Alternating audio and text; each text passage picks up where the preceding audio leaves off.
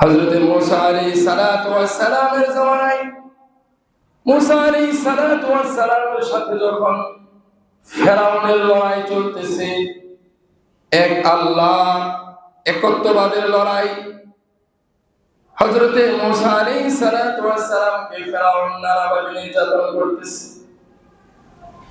কোন অবস্থাতেই যখন মুসা আলাইহিস সালাতু ওয়াস সালামের সাথে পেরে ওঠে না, হযরত মুসা আলাইহিস সালাতু ওয়াস সালাম আল্লাহর পক্ষ থেকে যে মুজিজা পেয়েছিলেন, হাতের লাঠি যখন ছেড়ে দেয় তো সাপে পরিণত হয়ে যায়।